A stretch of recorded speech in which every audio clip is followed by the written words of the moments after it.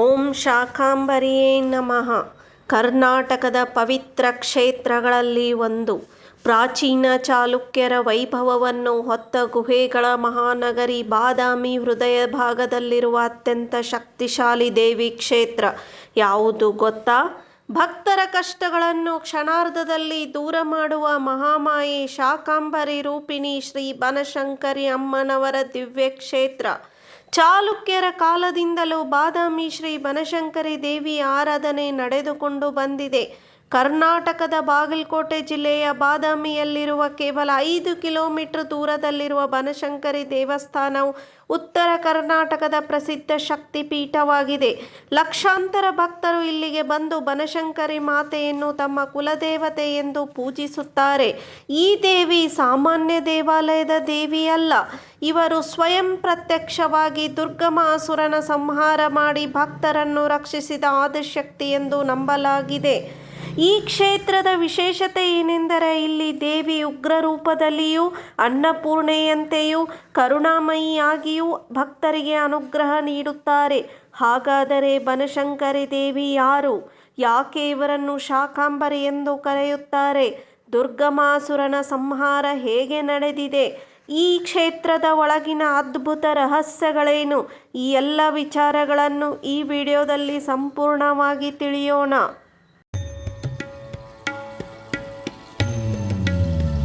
ಬನಶಂಕರಿ ದೇವಿ ಯಾರು ಎಂದರೆ ಆದಿಶಕ್ತಿ ಪರಾಶಕ್ತಿಯ ಅವತಾರವಾದ ಶಾಕಾಂಬರಿ ದೇವಿಯೇ ಆಗಿದ್ದಾರೆ. ಬನಶಂಕರಿ ಎಂಬ ಹೆಸರಿನ ಅರ್ಥ ಬನ ಎಂದರೆ ಅರಣ್ಯ, ಶಂಕರಿ ಎಂದರೆ ಶಿವನ ಪತ್ನಿ ಪಾರ್ವತಿ. ಅರಣ್ಯದಲ್ಲಿ ಪ್ರತ್ಯಕ್ಷವಾದ ಪಾರ್ವತಿ ದೇವಿ ಅವತಾರವೇ ಬನಶಂಕರಿ ದೇವಿ. ಬಾದಾಮಿ ಬನಶಂಕರಿ ದೇವಸ್ಥಾನವು ತನ್ನದೇ ಆದ ಐತಿಹಾಸಿಕ ಹೆಜ್ಜೆ ಗುರುತುಗಳನ್ನು ಹೊಂದಿದೆ. ಪ್ರಾಚೀನ ಕಾಲದಲ್ಲಿ ದುರ್ಗಮಾಸುರ ಎಂಬ ಭಯಾನಕ ರಾಕ್ಷಸನು ಕಠಿಣ ತಪಸ್ಸನ್ನು ಮಾಡಿ ಬ್ರಹ್ಮನಿಂದ ಅಪಾರ ವರವನ್ನು ಪಡೆದಿದ್ದನು. ಆ ವರದ ಬಲದಿಂದ ಅವನು ದೇವತೆಗಳನ್ನು ಸೋಲಿಸಿ ಮುನಿಗಳು ಮಾಡುವ ಯಜ್ಞ, ಪೂಜೆ, ವೇದಾಧ್ಯಯನವನ್ನು ನಾಶ ಮಾಡಲು ಆರಂಭಿಸಿದನು. ಧರ್ಮ ಕುಸಿಯಿತು, ಯಜ್ಞಗಳು ನಿಂತವು, ಮಳೆ ಬರಲಿಲ್ಲ, ಭೂಮಿಯಲ್ಲಿ ಭಯಾನಕ ಬರಗಾಲ ಉಂಟಾಯಿತು. ಅನ್ನವೂ ಇಲ್ಲ, ನೀರೂ ಇಲ್ಲ. ಜನರು, ಋಷಿಗಳು, ದೇವತೆಗಳು ಅತೀವ ಕಷ್ಟ ಅನುಭವಿಸಿದರು. ದುರ್ಗಮಾಸುರನ ಕ್ರೌರ್ಯದಿಂದ ಬೇಸತ್ತ ಋಷಿಗಳೆಲ್ಲರೂ ಸಹಾಯ ಕೋರಿ ದೇವತೆಗಳ ಬಳಿಗೆ ಬಂದರು. ಆಗ ಪಾರ್ವತಿ ದೇವಿಯ ರೂಪವಾದ ಆದಿಶಕ್ತಿಯ ಶಾಕಾಂಬರಿ ರೂಪದಲ್ಲಿ ಅವತರಿಸಿದಳು.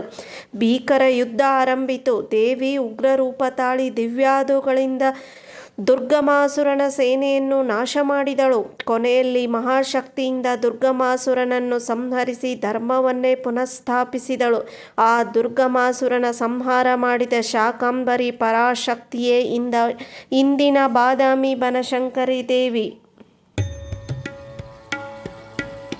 ಬನಶಂಕರಿ ದೇವಿಯ ಇನ್ನೊಂದು ಹೆಸರು ಶಾಕಾಂಬರಿ ದೇವಿ. ಇದರ ಹಿಂದೆ ಒಂದು ಕುತೂಹಲಕಾರಿ ಕಥೆಯೂ ಇದೆ. ಶಾಕಾಂಬರಿ ಎಂಬ ಪದದ ಅರ್ಥ ಶಾಕ ಅಂದರೆ ಸಸ್ಯ, ತರಕಾರಿ, ಅನ್ನ, ಆಹಾರ. ಬರಿ ಅಂದರೆ ನೀಡುವವಳು. ಪುರಾಣದ ಪ್ರಕಾರ ದುರ್ಗಮಾಸುರನ ದುಷ್ಟ ವರ್ತನೆಯಿಂದ ಯಜ್ಞ ನಿಂತು ಹೋಗಿ ಭೀಕರ ಬರಗಾಲ ಉಂಟಾದಾಗ ಅಲ್ಲಿನ ನಿವಾಸಿಗಳಿಗೆ ಜೀವನೋಪಾಯಕ್ಕೆ ಏನೂ ಉಳಿದಿರಲಿಲ್ಲ. ಇದರಿಂದ ನಾಗರಿಕರು ದೇವತೆಗಳ ಬಳಿ ಹೋದರು. ಆಗ ದೇವಿ ಶಾಕಾಂಬರಿ ರೂಪದಲ್ಲಿ ಅವತರಿಸಿ ತನ್ನ ಕಣ್ಣೀರಿನಿಂದ ಭೂಮಿ ತಾಯಿಯ ದಾಹವನ್ನು ನೀಗಿಸಿ ತನ್ನ ಭಕ್ತರಿಗೆ ಹಸಿವು ನೀಗಿಸಲು ದೇವಿಯ ಸಸ್ಯ, ತರಕಾರಿ, ಫಲ, ಧಾನ್ಯ ಸೃಷ್ಟಿಸಿ ಲೋಕಕ್ಕೆ ಅನ್ನ ಮತ್ತು ನೀರು ನೀಡಿದಳು. ಜೀವಗಳನ್ನು ಉಳಿಸಿದಳು. ಆ ಕಾರಣಕ್ಕೆ ಅವಳಿಗೆ ಶಾಕಾಂಬರಿ ಎಂಬ ಹೆಸರು ಬಂದಿದೆ. ದೇವಸ್ಥಾನದ ಸುತ್ತಲಿನ ಕಾಡುಗಳಲ್ಲಿ ಇಂದಿಗೂ ತೆಂಗು, ಬಾಳೆ ಇತ್ಯಾದಿ ಮರಗಳಿರುವುದು ಕೂಡ ಇದನ್ನು ಸೂಚಿಸುತ್ತದೆ. ಭಕ್ತರು ಬನಶಂಕರಿ ದೇವಿಯನ್ನು ಬಾಳವ್ವ, ಬಾಣದವ್ವ, ಶಿರವಂತಿ, ಸಂಕವ್ವ, ವನದುರ್ಗೆ, ವನಶಂಕರಿ ಹೀಗೆ ಹಲವು ಹೆಸರುಗಳಿಂದ ಪೂಜಿಸುತ್ತಾರೆ. ದೇವಿಯು ಸಿಂಹಾರೂಢಳು ಅಂದರೆ ಸಿಂಹಾಸನದ ಮೇಲೆ ಕುಳಿತಿದ್ದಾಳೆ. ದೇವಾಲಯದ ವಾಸ್ತುಶಿಲ್ಪ. ದೇವಾಲಯದ ಒಳಗೆ ಕಪ್ಪು ಬಂಡೆಯಲ್ಲಿ ಕೆತ್ತಿದ ಅಮ್ಮನ ಪ್ರತಿಮೆ ಬಹಳ ಆಕರ್ಷಕವಾಗಿದೆ.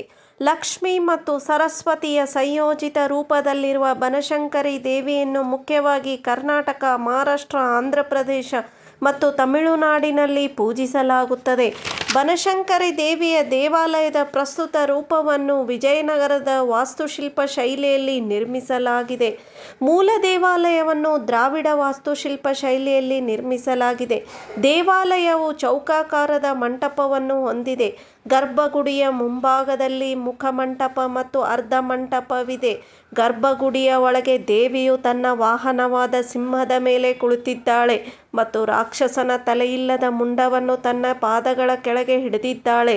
8 ತೋಳಗಳುಳ್ಳ ಬನಶಂಕರಿ ದೇವಿಯ ಕೈಯಲ್ಲಿ ತ್ರಿಶೂಲ, ಗಂಟೆ, ಡಮರು, ಖಡ್ಗ, ಗುರಾಣಿ ಮತ್ತು ರಾಕ್ಷಸ ತಲೆಗಳಿವೆ. ಬನಶಂಕರಿ ದೇವಾಲಯದ ಮುಂದೆ ಇರುವ ಪವಿತ್ರ ಹರಿದ್ರಾ ತೀರ್ಥವು ಕ್ಷೇತ್ರದ ಅತ್ಯಂತ ಮಹತ್ವದ ತೀರ್ಥಗಳಲ್ಲಿ ಒಂದು.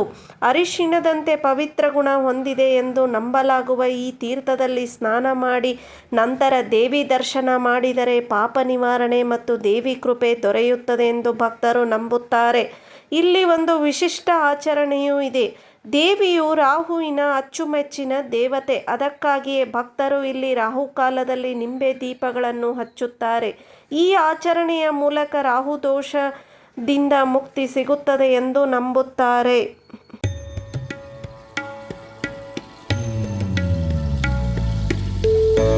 ಈ ದೇವಾಲಯದ ವಿಶಿಷ್ಟ ಹಬ್ಬವೆಂದರೆ ಪಲ್ಯದ ಹಬ್ಬ ಅಥವಾ ತರಕಾರಿ ಹಬ್ಬ. ಹಬ್ಬದಲ್ಲಿ ಭಕ್ತರು ದೇವಿಯನ್ನು ವಿವಿಧ ತರಕಾರಿಗಳಿಂದ ಅಲಂಕರಿಸುತ್ತಾರೆ. ಬನಶಂಕರಿ ದೇವಿಗೆ ವಿವಿಧ ಬಗೆಯ ಖಾದ್ಯಗಳನ್ನು ತಯಾರಿಸಿ ನೈವೇದ್ಯ ಮಾಡುತ್ತಾರೆ. ಈ ಆಚರಣೆಯನ್ನು ಹಲವು ದಶಕಗಳಿಂದ ನಿರಂತರವಾಗಿ ಅನುಸರಿಸಲಾಗುತ್ತಿದೆ. ಈ ಹಬ್ಬದಲ್ಲಿ ವಿವಿಧ ತರಕಾರಿಗಳನ್ನು ಬಳಸಿ ಒಟ್ಟು 108 ಬಗೆಯ ಖಾದ್ಯಗಳನ್ನು ತಯಾರಿಸಿ ದೇವಿಗೆ ನೈವೇದ್ಯ ಮಾಡಲಾಗುತ್ತದೆ. ಉತ್ತರ ಕರ್ನಾಟಕದಲ್ಲಿ ನಡೆಯುವ ಮತ್ತೊಂದು ಜನಪ್ರಿಯ ಸಾಂಸ್ಕೃತಿಕ ಕಾರ್ಯಕ್ರಮವೆಂದರೆ ಬನಶಂಕರಿ ಜಾತ್ರೆ. ಸುಮಾರು 4 ವಾರಗಳ ಕಾಲ ನಡೆಯುವ ವಾರ್ಷಿಕ ಜಾತ್ರೆ. ಪ್ರತಿ ವರ್ಷ ಪುಷ್ಯ ಮಾಸದ ಶುಕ್ಲ ಪಕ್ಷದ ಅಷ್ಟಮಿ ದಿನದಂದು ಆ ದಿನ ಘಟಸ್ಥಾಪನೆಯನ್ನು ಮಾಡುವರು. 9 ದಿನಗಳ ಕಾಲ ನವರಾತ್ರಿ ಉತ್ಸವ ನಡೆಯುತ್ತದೆ. ಬನದ ಪೌರ್ಣಿಮೆಯಂದು ಅದ್ದೂರಿ ರಥೋತ್ಸವ ನಡೆಯುತ್ತದೆ. ರಥೋತ್ಸವ ದಿನದಂದು ಲಕ್ಷ ಜನರು ಸೇರಿರುತ್ತಾರೆ. ಬನಶಂಕರಿ ದೇವಸ್ಥಾನಕ್ಕೆ ರಾಜ್ಯ, ಪರರಾಜ್ಯದ, ದೇಶ ವಿದೇಶದಿಂದಲೂ ಭಕ್ತರು ಬರುತ್ತಾರೆ. ದೇವಿ ದರ್ಶನ ಪಡೆದು ಪುನೀತರಾಗುತ್ತಾರೆ. ಮಂಗಳವಾರ, ಶುಕ್ರವಾರಗಳಂದು ಬಾದಾಮಿ ಬನಶಂಕರಿ ದೇವಿಯ ದರ್ಶನ ಮಾಡುವುದು ಅತ್ಯಂತ ಶುಭಕರ ಎಂದು ಹೇಳಲಾಗಿದೆ. ಬೆಳಗ್ಗೆ 6ರಿಂದ ಮಧ್ಯಾಹ್ನ 1ರವರೆಗೆ, ಮಧ್ಯಾಹ್ನ 3 ಗಂಟೆಯಿಂದ ರಾತ್ರಿ 9 ಗಂಟೆವರೆಗೆ ಭಕ್ತರು ದೇವಿಯ ದರ್ಶನ ಮಾಡಬಹುದು. ಬನಶಂಕರಿ ತಾಯಿ ನಿಮ್ಮ ಜೀವನದಲ್ಲಿ ಸೌಭಾಗ್ಯ, ಆರೋಗ್ಯ, ಸಮೃದ್ಧಿ ನೀಡಲಿ. ಇಂಥ ದೇವಾಲಯಗಳ ಇತಿಹಾಸ ಮತ್ತು ಮಹಿಮೆ ತಿಳಿಯಲು ನಮ್ಮ ಚಾನಲ್ ಅನ್ನು ಸಬ್ಸ್ಕ್ರೈಬ್ ಮಾಡಿ, ಲೈಕ್ ಮಾಡಿ, ಶೇರ್ ಮಾಡಿ. ಜೈ ಬನಶಂಕರಿ ತಾಯಿ.